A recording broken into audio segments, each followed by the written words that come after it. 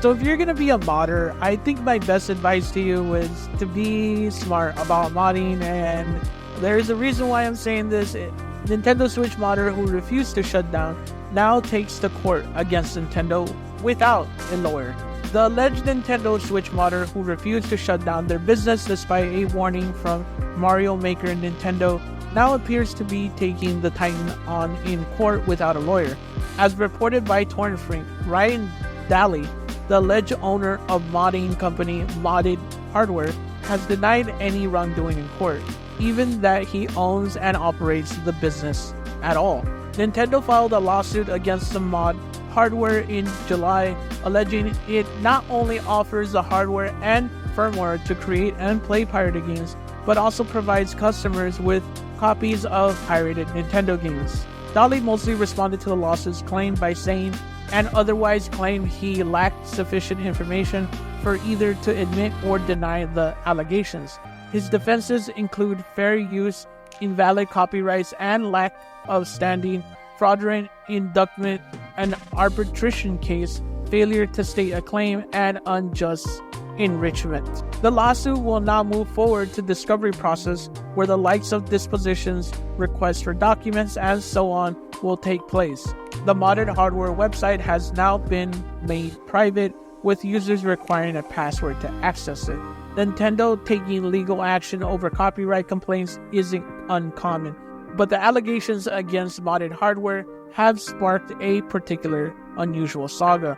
According to the lawsuit, Nintendo offered Dolly an opportunity to walk away in March in 2024, and both parties at the time agreed that Modded Hardware business would stop. But it continued to operate as normal, and a final warning in May 2024 allegedly didn't go anywhere either. As a result, Nintendo filed a lawsuit with a federal court in Seattle, Washington, seeking immediate closure of Modded Hardware and damages.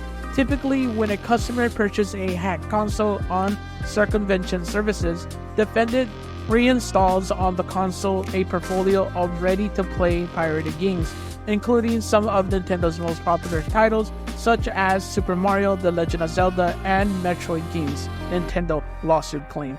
Indeed, because pirated Nintendo Switch games cannot be used or created without hacked console and related software and hardware, it's only because of products and services such as those sold by defendant that illegal marketplaces distributing pirated games exist and thrive.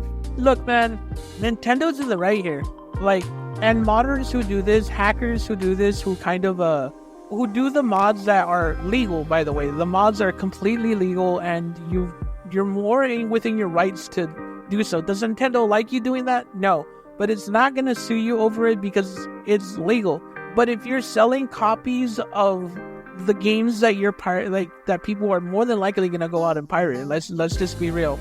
But if you're doing straight up, including Super Mario, The Legend of Zelda, and Metroid, the big three essentially of Nintendo on the hardware that you're modding, you're breaking the law.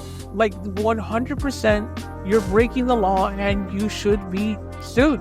And this not only is unfortunate because more than likely this gives Nintendo more of a high ground setting when it comes to not only modding, but when it comes to ROMs.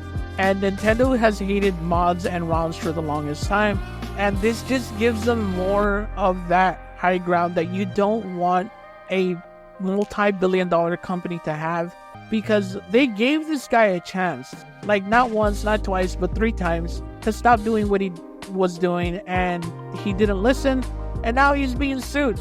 And Nintendo is in the complete right here. But in the future, when Nintendo inevitably sues for ROMs in the United States to be overturned, because currently the FTC is on our side in the United States when it comes to modding and ROMing, that's your right because that's your hardware.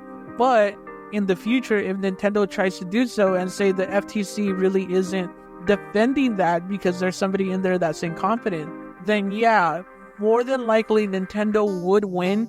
And it's kind of unfortunate, and it's extremely annoying.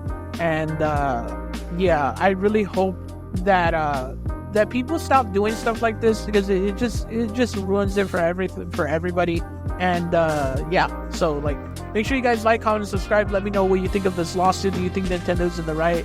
And what do you think is going to come out of this? I think this guy's gonna get absolutely railed when it comes to him like representing himself. I don't think this is gonna go as well as he think it is. So hey, let's see what happens. And remember, you're pretty good.